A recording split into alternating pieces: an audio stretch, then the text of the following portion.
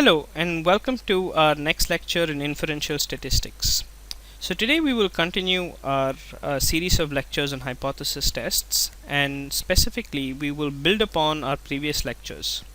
So just as a reminder, we motivated inferential statistics and the use of hypothesis tests 2 lectures ago, and in the previous lecture we focused more on single sample tests. Now, if you remember from our previous classes, 2 classes back, when we provided examples, I spoke about the use of the one sample situation as well as the two sample situation. So this table that you see in front of you is something that we've discussed previously, and we've gone over this. And what you see on the left hand side are the one sample situations, some examples, and on the right hand side here are some examples of the two sample situations. In the last class, when we did some tests, we focused on the one sample case, and today we're going to focus more on two sample case. So what's the big difference, right? So again, just if you jog your memory, we spoke about various single sample tests, right? So let's go back to the single sample tests. In the one sample tests, I'm using the word single and one sample interchangeably. In the one sample situation, we were either doing a hypothesis test on the population mean, or we would do a hypothesis test on the proportion, a proportion again associated with the mean proportion, associated with the mean, and or sometimes we would do a hypothesis test on the population standard deviation. But in all these cases, whether it's a proportion that you're testing, whether it's the mean that you're testing, or whether it's the standard deviation / variance that you're testing, in all these cases you always had a single data set. Your sample came from a single distribution, and so you had a single sample in your hand. A single sample does not mean a single data point, so you had many data points, but the data points represented one particular distribution or one particular context. And in all these cases, you would invariably compare this data set to a single number that you had in mind. So you would test the hypothesis that the average phosphate levels in blood were less than 4.8.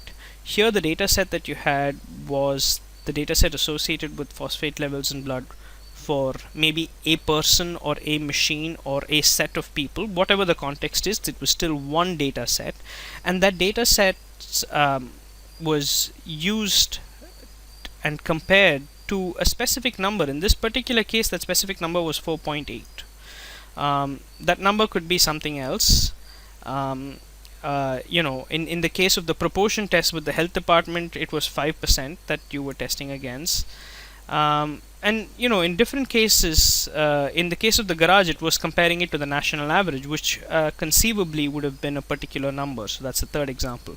But in all these cases, whether you're testing for mean, whether you're testing for proportion, or whether you're testing for standard deviation, just keep in mind that what makes it a single sample test is that you don't have multiple sets of data. You have a single set of data, and you're always comparing that set of data to the set of data is your sample, but using that sample you're saying something about the population, and what you're saying about the population is essentially a comparison with a particular number that you have in your head. So you're trying to see if it's less than 4.8. So those are the single sample cases. But in the case of the two samples, you actually will get two sets of data. And typically the way it happens is, for instance, in the first example you see there in this table, you actually go change the temperature. So you actually go mess with a particular variable, and then you look at the number of defects. So you have data set 1, which might be a set of 10 or 20 or 30 data points on the number of defects in different casts. And then you went and changed the temperature, and you get another set of 10 or 20 or 30 data points. Sometimes these numbers are not always equal, meaning you don't have the same number of data points on either side. More often than not, it's good that you do. But the core idea is that you now have two sets of data that represent two separate distributions. Distribution 1 is for the number of defects that you would expect to see before you change the temperature, and distribution 2 is the number of defects you would expect to see after you change the distribution, after you change the temperature. And these two distributions correspond to their respective populations, and what you're doing is you're taking a sample from both of these populations and you're comparing these two samples, and you're ultimately trying to make a statement about the mean of population 1 versus the mean of population 2. So that's essentially the first example that you see here. Now the second example is again one where nothing was changed over time, but let's say you just had two parallel different manufacturing processes, and this is a case where you want to compare the variance. You don't really care about the mean of the manufacturing processes. So let's say these two processes are coming up with some finished product.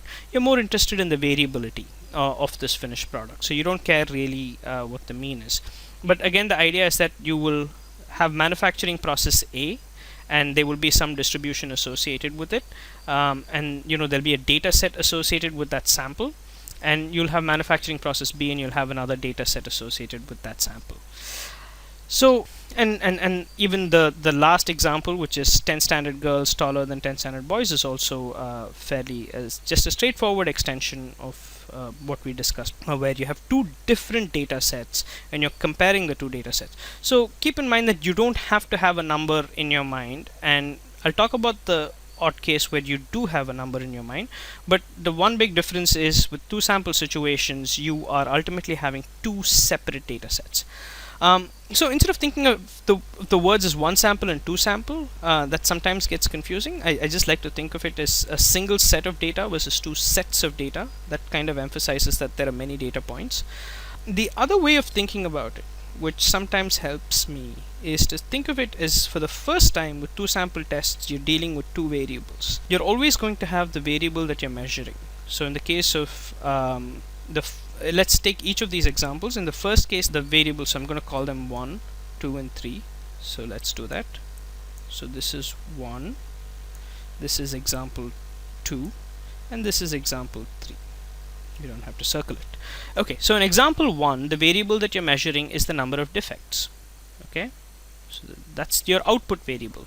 So in some sense you can say, you've got one variable, which is the number of the variable is the number of defects, but in addition to that you have another variable, which is the temperature, and the temperature takes on only two values, and that's why it's a two sample test. The temperature takes on the value that it was before you changed it and the value it is after you changed it. So for the first time you're seeing two variables, right? When you go back to the single sample situations, so if you take the average phosphate levels example, the phosphate levels in blood was your response, or essentially your output variable, and that was the only variable that was involved. There was nothing else that you were changing. For the first time in the two sample case, you'll have two variables, which is the number of defects, which is your output or your response variable, your standard variable that you'll always see. And then there's another thing that is changing, which is the temperature. So the temperature before, and the temperature can take on only two states, 1 and 2, and those are the two data sets, before and after. Okay, same thing with the manufacturing process, to compare variance of the finished product. So the variance of the finished product, the variance of a certain number, so it might be the dimensions of the product of which you're interested in the variance of. So you're interested in the variance of the dimensions of a certain product. Let's say that was the diameter of a finished product. So the diameter itself is the output variable, and you're concerned about the variance of that. So that's your output variable. But the manufacturing process is your other variable with two different states. So there are two different manufacturing processes. So if you call it manufacturing process A and then manufacturing process B, then manufacturing process becomes your second variable, and this variable can take on only two states, A and B. Okay, you can call it 1 and 2 or whatever you want. Again, out here in the third example, for instance, what is your output variable? Quite straightforwardly, height.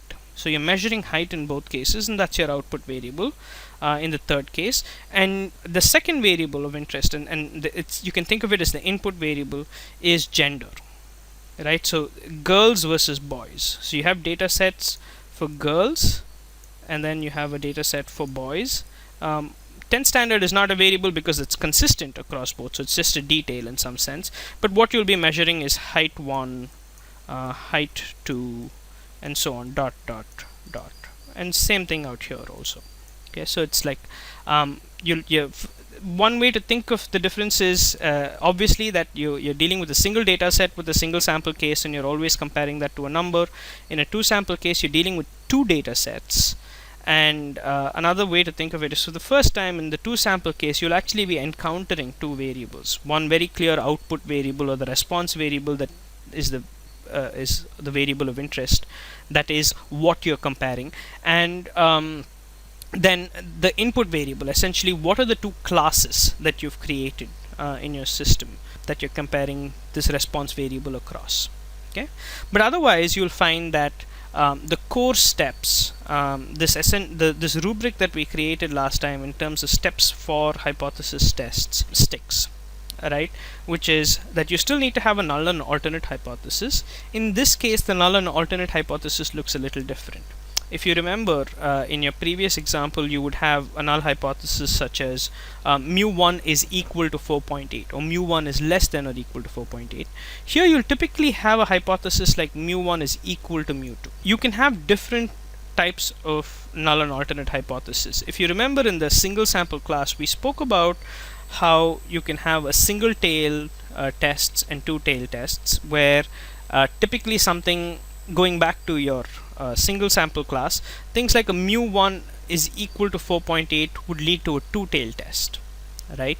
And we explained how that works. So the same thing applies here. When you say mu1 equals to mu2, that's a two-tail test, whereas when you say mu1 is less than or equal to 4.8, or mu1 is greater than or equal to 4.8, that would be one single-tail test. Similarly, out here you can have something which says mu1 is less than or equal to mu2, and that can be a null hypothesis, and correspondingly the alternate hypothesis will also change, and you can also have something that says mu1 is greater than or equal to mu2. So all of these are possible, but accordingly, just remember, you'll calculate the same test statistics. This formula will not change, but accordingly where you which part of the distribution you're interested in will change. And if you still have some doubts about how that works, I strongly suggest that you go back to the lecture on single sample tests and see how which part of the distribution gets covered, and we'll also try to support that with some problems in your assignments.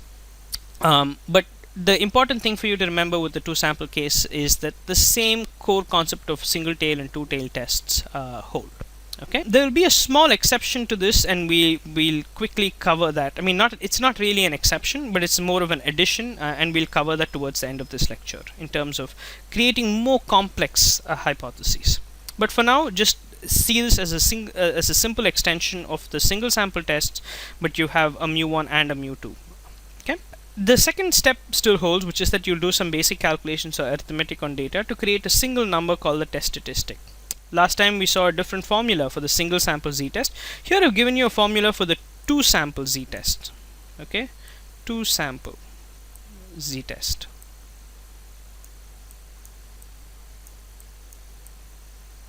Okay, and the core idea here is, for instance, that, so let's just go through this formula to get you some idea. The idea is that you have an x1 bar and an x2 bar, so it's different from your old formula of x bar minus mu divided by sigma by square root of n. Now this is the formula that you would have seen for the single sample z-test, okay, because you had a single data set and you calculated an x bar from that, and mu was a number you had in mind. Here you have two data sets, okay, 1 and 2. So for both these data sets you're going to calculate x1 bar and x2 bar. So just to give you some idea, I mean, I've represented it as a table. Just for your convenience, just focus on this table.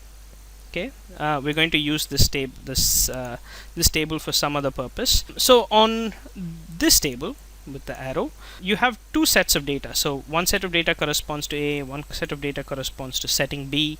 You can think of it as the boys and the girls, or you can think of it as manufacturing process A versus B, or whatever it is.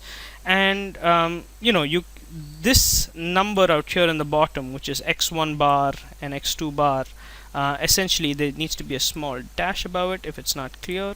So that's x1 bar and x2 bar, and these correspond to the average. So x1 bar corresponds to the average of these numbers, x2 bar corresponds to the average of these numbers.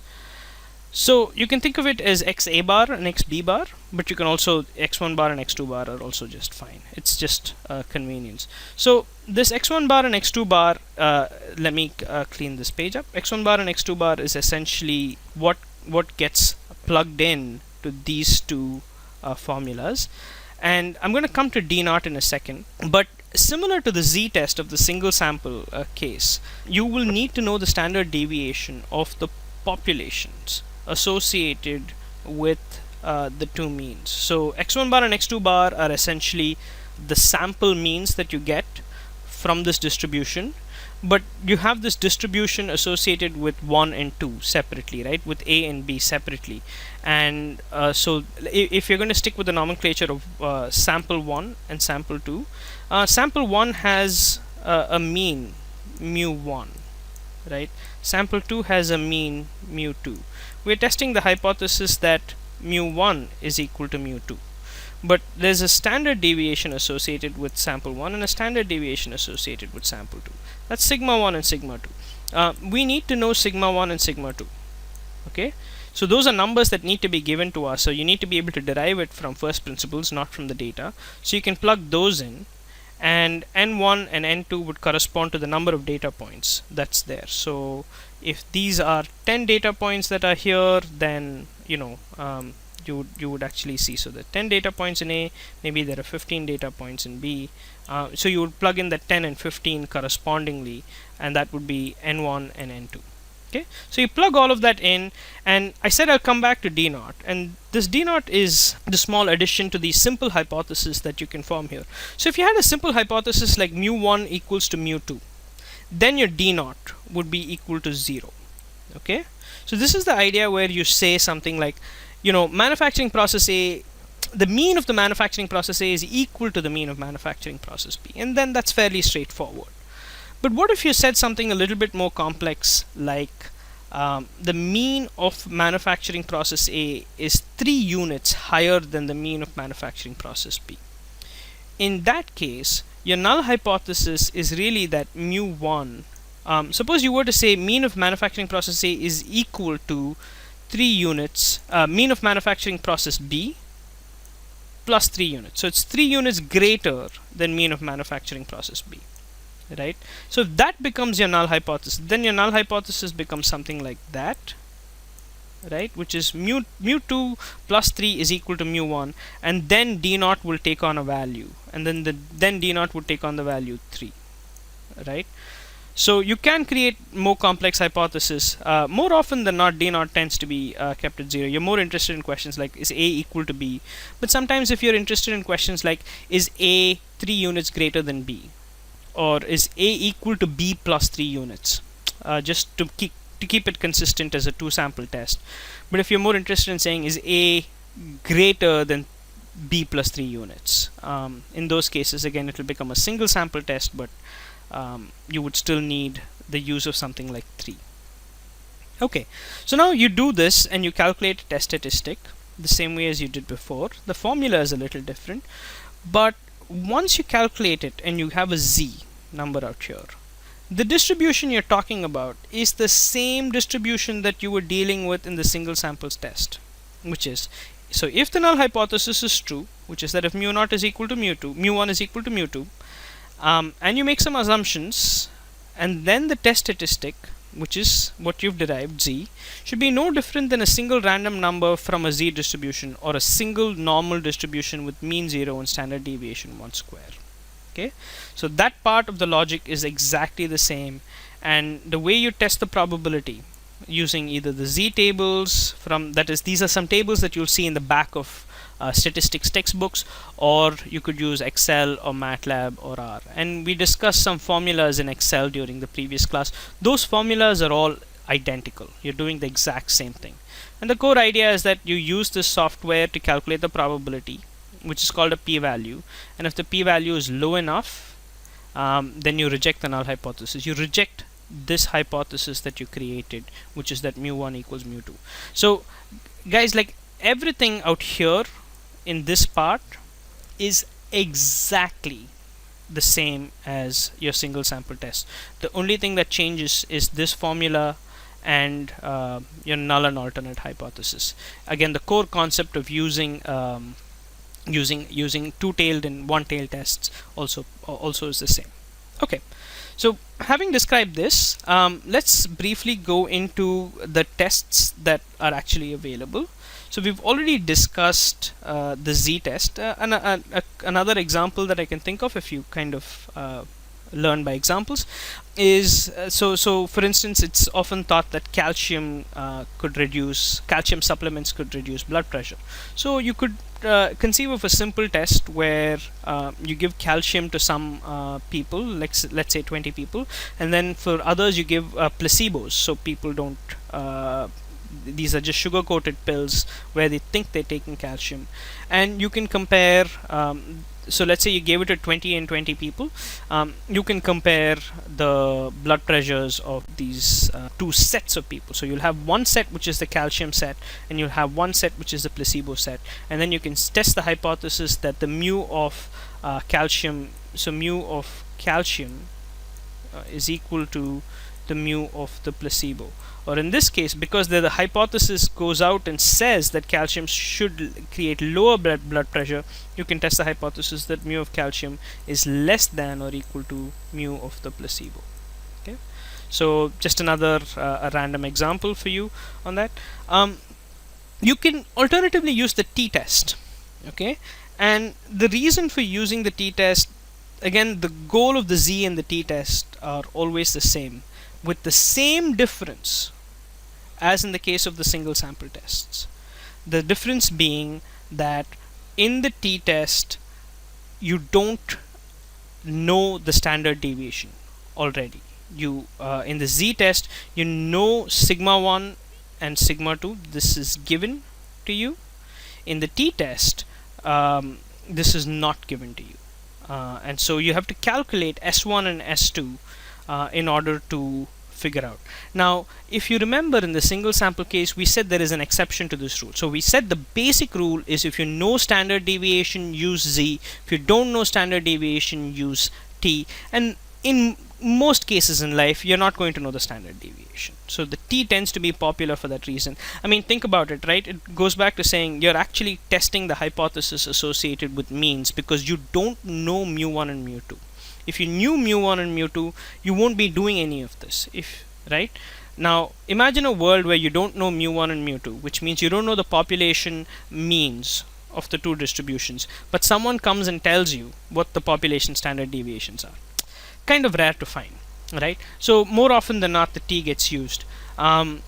But we also spoke about this exception where if your data set is really large, and large was defined by greater than a data set size of 30, then you can actually compute the standard deviation, and then the t distribution approximates to the z distribution, so you can still use the z-test. If some of you find that confusing, you can keep it simple. You know the standard deviation, use the z. You don't know the standard deviation, use the t.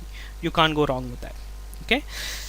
Now, there is one small complication, and I know these formulas can sometimes be a little scary, but we're going to step through each of them. Okay. In the t-test, there are two versions. There are actually multiple versions, and there's another version called the paired t-test, and we're going to come to that. But we're not talking about that now. For now, I'm talking about a straightforward t-test, just the way you did the z-test, for the same purpose of finding the difference in mean. But in this particular case, the t-test, you need to figure out whether the standard deviations, the variances, are equal or not. On principle, if you can say the standard deviation should be equal, you would use this formula, which is the equal variance formula. If you don't, and you believe the standard deviation should not be equal, then you would use the unequal variance formula. So the quick idea is that the idea of x1 bar, x2 bar, and d0 is the same as in the case of the z-test. And you use a single formula for standard deviation because it's equal variance, and that you get from computing S1 square and S2 square, right? Which is nothing but the variance that's computed from the actual data set. So here's the data set, and this S1 and S2 are actually the standard deviations that are computed from this data. By the way, just for your reference, is sigma 1 and sigma 2, right, what you see here, are not computed from that data. I've just put them under A and B to tell you where they belong, but sigma 1 and sigma 2 are given to you. S1 and S2 are the standard deviation of, like for instance, S1 is the standard deviation of this data set. Okay, hope that makes sense. Okay, so let's also clean up this table. Great. So when you have equal variances, you can compute something called, and this is called a pooled variance, and that's what you will plug into this formula. And we've also covered the concept of degrees of freedom, and the degrees of freedom are nothing in this case but the idea of the total number of data points. So you're using the total number of data points to figure that out. And you will see that you can use a similar formula for the unequal variance case, where you will not have a concept of pooled variance, and you will have a separate S1 and S2 square, and the formula for degrees of freedom also differ. Again, if you have any questions on degrees of freedom, feel free to refer to the previous lecture. That should give you some insight. You'll also notice that again in both those cases this is extra term D naught. Sometimes some texts will not even include this formula, but the idea is that if your null hypothesis is quite straightforward, which is x1 equal to x2, or is x1 less than or equal to x2, or is x1 greater than or equal to x2, then d naught is equal to 0.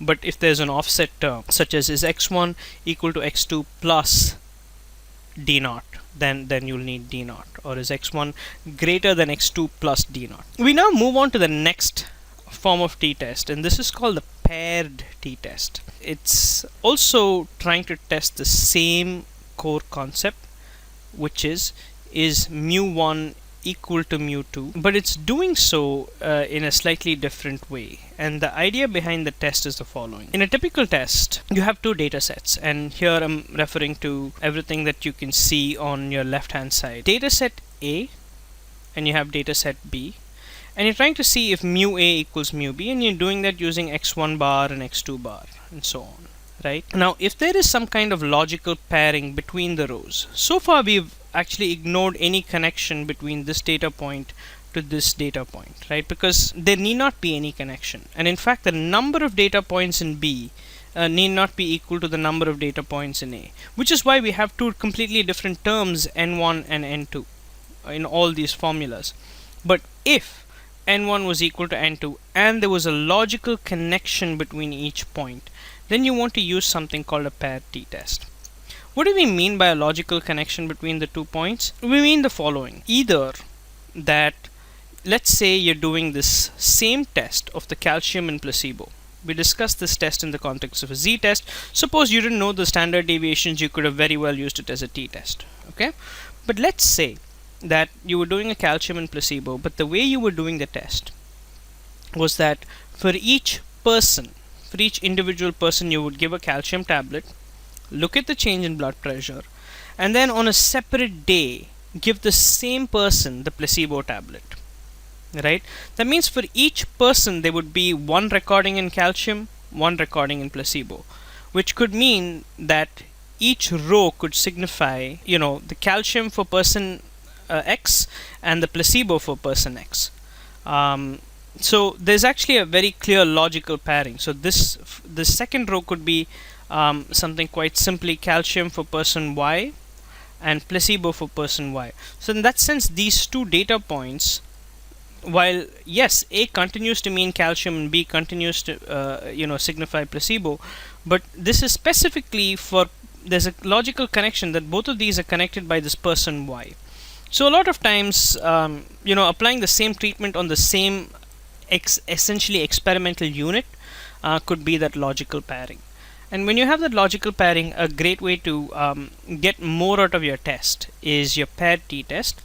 And the idea here is that instead of computing xa bar and xb bar, or we used to call it x1 bar and x2 bar, we instead take the differences of A and B, and each difference is computed here. So this is the difference between 23.1 minus 21.1, and that's 2.2, and like that you compute all these differences, and then you get a D bar, which is nothing but the average of these differences, and you get an SD, which is nothing but the standard deviation of these differences, and you go ahead and plug that into this formula. So you have this d bar SD square root of n is just the number of data points, and this d naught is the same concept as the d naughts here, where if you're saying if a equal to b, then your d naught is 0. Is a equal to b plus 3, then d naught is 3. But outside of that, d naught is the same core concept, but the idea here is that you're using d bar SD instead of x1 bar, x2 bar separately. You can think of other common examples about logical pairing. For instance, if a common example is if we are interested in knowing if a particular track creates more wear and tear on the left hand side of a particular tire. Let's say you're in a Formula 1 context, it's a sport, and you really care to know if a particular track creates more wear on the left hand side of the tire than the right hand side of the tire. Then you might do a two sample test, and you might compare left tires and measure their wear. So wear just means how much they've eroded. So let's say there was some logical way of measuring that. Then you would measure the wear on some sample of 20 left tires and the wear on 20 right side tires. Now, if these 20 left hand side tires and 20 right hand side tires came from completely different cars, you would have to stick to your standard t-test, right? However, for each car, if there was one left tire and one right tire as a data point, and then you had 10 cars or 20 cars, and so you had 20 left tires and 20 right tires, then you could use a pair t-test, because for each particular left tire there's one corresponding right tire. You could use that logical association to use the pair test. We then move on to the equivalent of a proportion test. We saw this in the single sample case, but again it works the same way as your old proportion test, in that you have two samples here and you want to see if the number of defects through process A is worse than process B. So again, you're doing this comparison not against a particular number, but you're doing this comparison between two samples, and but you're comparing the proportion that you see in both the samples. So that's what you're doing in the proportion z-test. The formula here is quite straightforward. The proportion associated with sample 1, the proportion associated with sample 2. Always remember that in a proportion test, your data is essentially a stream of ones and zeros, right? So you're not getting actual numbers, you're getting either yeses and nos or males and females or whatever it is that you're measuring, but you're getting this P1 comes from a data set which is 1 0 1 1 ... and out of that P1 is nothing but the average, and P2 is similarly coming from another data set 1 1 0 0 ... and you for the sake of variance you would use this is kind of like the concept of pool variance, and that p hat in general comes from this, where x1 and x2 are the number of ones that you see overall, and n1 and n2 are the total number of data points that are there overall. Okay, so that's a fairly straightforward extension of the proportion z-test. And the final test we come to is the f-test. The f-test is used when you want to compare the standard deviation of data set 1 with the standard deviation of data set 2. You can conversely think of it as comparing the variance of data set 1 with the variance of data set 2, because that's essentially what you're doing. And the idea is that you take sample variance from data set 1, sample variance from data set 2, and that should logically, this is very similar to the chi-square test, but that should logically give you something called the f distribution. This is the first time we're seeing that distribution called f distribution. But the one difference between the f distribution and some of the distributions we've seen so far is that the f distribution has two parameters that define it, and they're the 2 degrees of freedom. So it's actually called numerator degrees of freedom and denominator degrees of freedom. And numerator degrees of freedom is defined by n1 minus 1, which is what is the number of data points on data set 1, which is what goes on the numerator. And the denominator degrees of freedom is n2 minus 1, which corresponds to the s2 square that you calculated, which is the sample variance of the data set 2. Just to again recap for you the concept of degrees of freedom, with the z distribution that concept does not exist. The z distribution is nothing but a normal distribution with mean 0 and standard deviation 1 square. With the t distribution, by definition t distributions have mean 0, but to describe exactly the t-distribution you're talking about, you need to signify the degrees of freedom, and that gets signified by these formulas for equal and unequal variances. And then you have the special case of the pair t-test, where again the degrees of freedom is n minus 1. Again, with the proportion test, because of the binomial approximation to the normal, you are only getting a z distribution at the end of it. So ultimately you use this test statistic, but once this test statistic is computed, you're still dealing with the normal mean 0 standard deviation 1.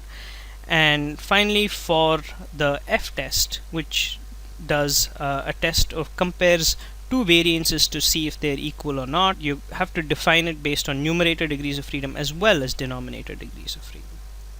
Okay, I hope that that was clear, and that you have a good feel for the use of two sample tests. Again, there is a lot of software out there where you can just plug in dataset 1 and dataset 2. So for instance, you might be able to just completely dump the entire dataset in its native format and tell the software what test to do.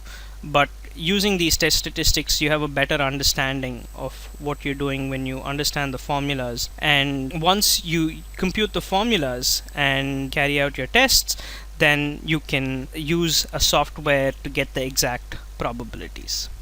Okay, thank you, and look forward to seeing you in the next lecture.